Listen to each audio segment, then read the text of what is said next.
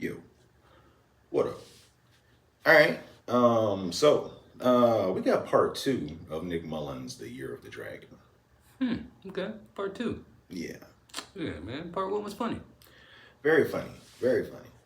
All right. You ready? Yes. Yes, I am. But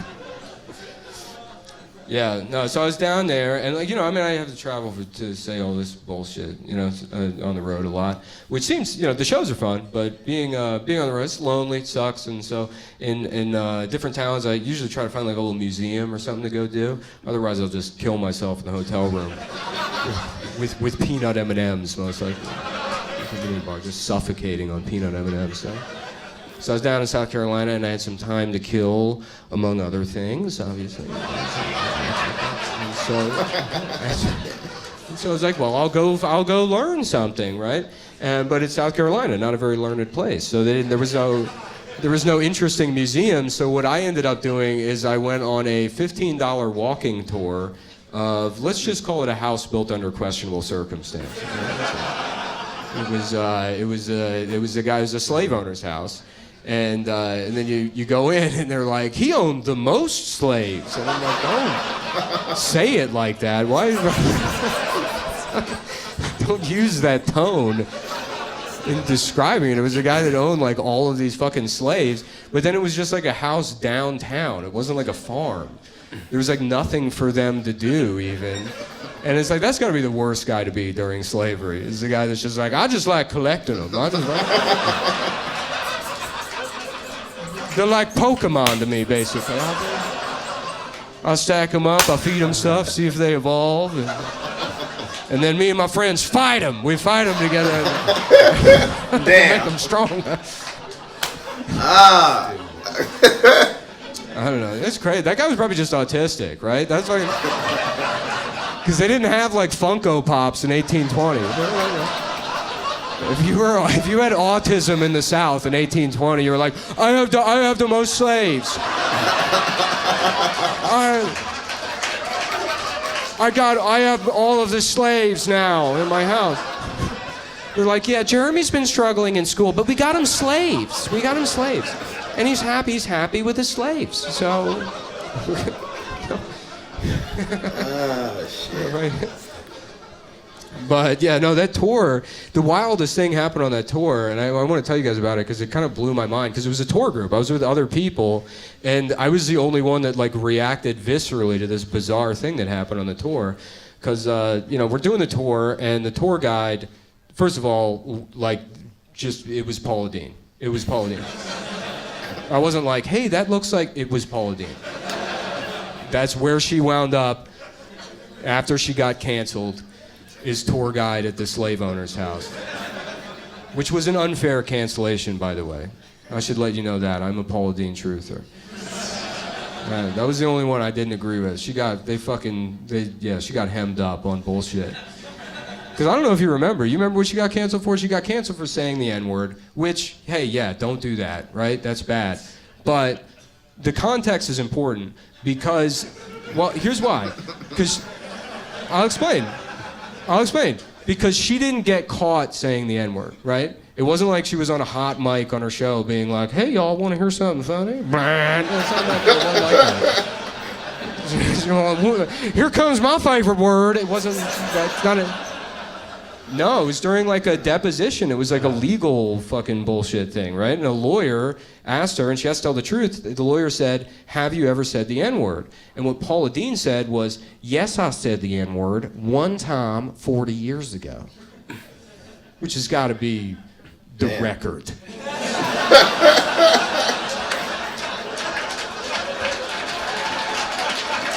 That's the record. That is the record for least N-word said by someone with that accent, by a lady that sounds like that. One time. You remember the first time you heard Paula Deen? She's like, hey, y'all, we're cooking. You're like, fuck, hopefully food. That's the most racist lady I've ever heard in my life. Get in here. They got a racist on the Food Network now. She's just making her chef hat a little bit pointier. She's like, what if it was just a little...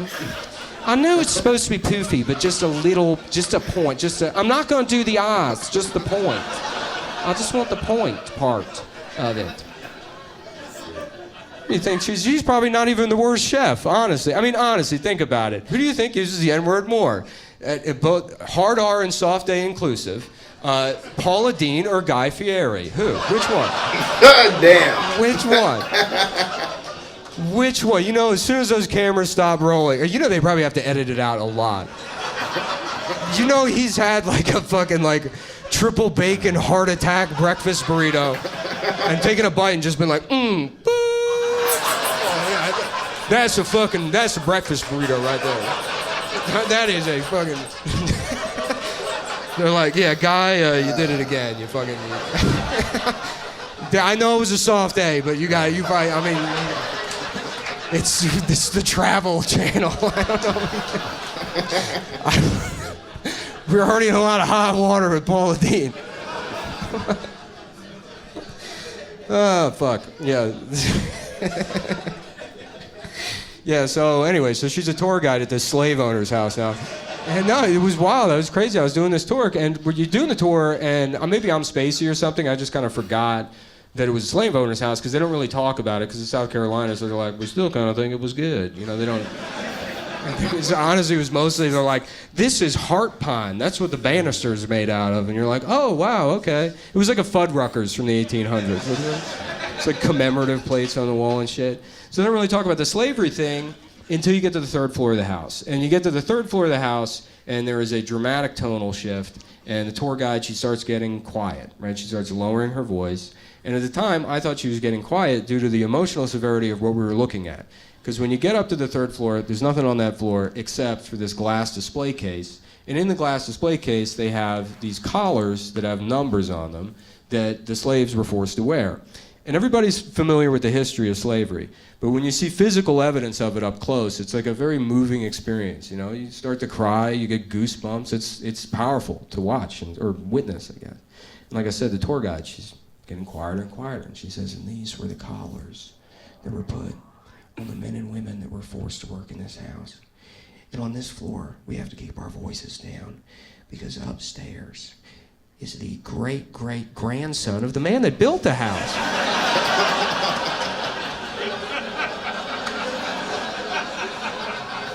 And I'm there with like 5 other people, and they're like, wow. And I'm like, can I have my $15 fucking back? Are you kidding me?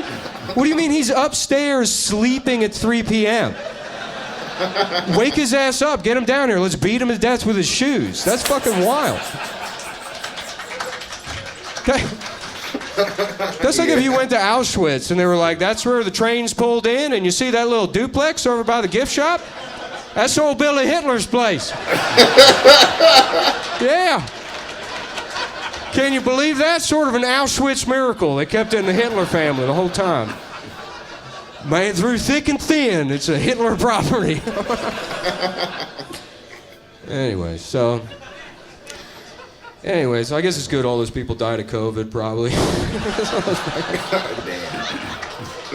Because they refused to get the experimental gene therapy. Which they almost got me with that one when they said gene therapy. Because the gene part I have no problem with. Go ahead, turn me into an X-Men, I don't care. But therapy? No thanks, pal. I'm not gay. No, I'm kidding. I'm kidding. I do hate therapy, though. I think therapy's bullshit. Because they put it under the umbrella of like medicine, which it's not. Like they're like, oh, that's a doctor. That's not even remotely close to a doctor, right? Because the other doctor, you can go for one thing, you know? Well, actually, they don't even treat that. You go to a regular doctor, you're like, my hip hurts. You're like, no, it doesn't. You're like, oh, okay. Yeah, I guess you're right. I guess I'm imagining things. But you go to a therapist, they always want to dig into shit, you know? You're like, I'm not feeling too good. They're like, interesting. Were you ever thinking about having sex with any one of your family members? No, I just want to talk about the one thing. They're more like a mechanic than a doctor, right? Because they always want to go for the upsell, right? It's always something else. You go to a mechanic, you know, you go in, you're like, yeah, I got a problem with my Toyota. They're like, well, for starters, that's not a Toyota. here we go. They're like, yep, in fact, it's not even a car. It's just a picture of you being molested. And you're like, what? Well, how much is that going to cost? It's probably going to take years. It's going to be a lot. A lot of money. I'm like, I thought it was just a fluid problem. They're like, well, technically, I guess. If you think about it. Sort of, in a way. Yeah.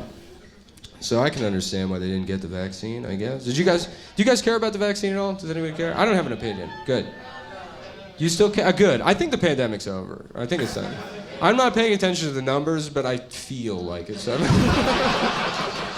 I feel like, I know the pandemic's over because Me Too came back. That's how I know. As soon as I saw the headline, Andrew Callahan accused of rape, I was like, guys, the sun's out. The world is healing. We're free to live in love again. And some of us are rapists, I guess. That's probably. We're back to normal, like we've been waiting for. I guess. Yeah. I don't know. I'm glad it's over because I full disclosure, I didn't get the vaccine, but I didn't get it because I just didn't want to go to Walgreens. You know what I mean? I just didn't want to leave my house. You told me I didn't have to. They're like a chore? Fuck no. I haven't brushed my teeth in 9 months. I don't know what you're talking about. And it sucked. It sucked because there was no room culturally to be a guy that was too lazy to get the vaccine. You couldn't do it. You had no home in culture, right? Because if you tell anyone that got the vaccine and you didn't get it, they're going to think you're a fucking fascist no matter what.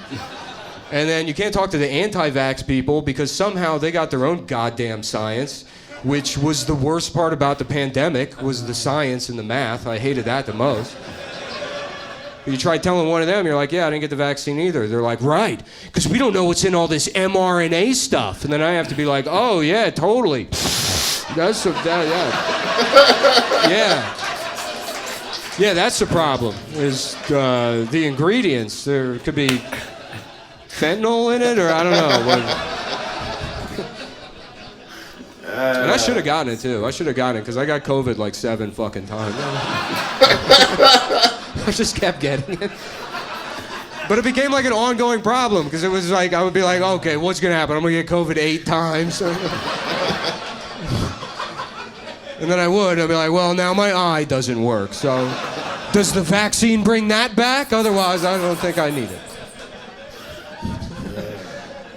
Yeah, I guess I'm just a little stubborn, too. I got a little bad attitude. Really, I think about it. You know what my politics are? Calvin pissing on anything. Anything at all. Just a picture of Calvin pissing on any word. I'm like, exactly. Those are my thoughts. I was just about to piss on that myself. Personally.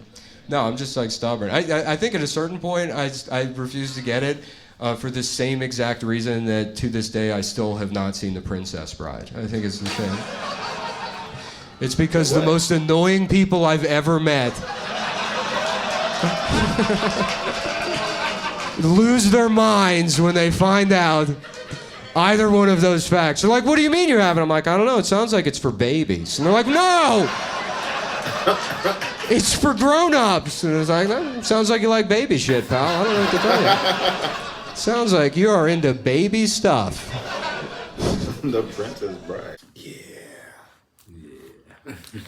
Yeah. This nigga spitting a lot of a few truths in there. Okay, Nick. Oh man. Yeah, man. Dude's funny. Yeah. Dude's funny, man. What'd he say? He said he went to go to a slave house. Yeah. In South Carolina, I think that's where he said he was. South Carolina, yeah. Okay. Slave owner's house. Man. Then he said the owner of he said the owner, the grandfather or the yeah, grandparent of the one that built it is upstairs. Sleep. That's a dangerous place to sleep, nigga. Like shit. You can get the wrong crowd up in there. Oh man. Yeah, man. Probably a lot of autism going on back in slave days, you know. They didn't know what it was. They could have been the mayor. Oh boy. Hey, this mayor That's me or Bob. Exactly. Got slave autism and married to a sister over there. You know? Well, no rules back then, man. Yeah, man. You know, scary time to be alive. Yeah, absolutely. For real. Jesus. Yeah, man. Same with COVID. You know. COVID, yeah. Yeah. Scary time to be alive. Yeah, it was really, man. I just had a feeling, man, it was over. Still may be going on. But just a feeling it's not as intense as it was, you know? It's over, If isn't it's it? still. I think it's over. Uh-huh. It should be over. I haven't heard anything about it. I haven't heard anything about COVID in the news. I don't, or on. I think they were like misdiagnosing that shit a lot, though. But later in the day, later in the years of it. But I'm saying like right now, I don't hear anything about. I've heard a couple people catching COVID before, but like it's like right now. Yeah, but I would just say, well, I don't understand why they call it COVID. You're probably just sick. You know what I'm saying? But I mean, if it's like classified right now, as people COVID, are getting sick from COVID. I mean, I don't think it's like as sick or it's as contagious as it was, but I think some people still are. Out there, some people are. But again, I think it's a lot of misdiagnosis now at this point. But I mean, who knows? I'm not a doctor. I know. But yeah, man. Yeah, funny dude, man. Nick Mullen. Yeah. I think it's funny.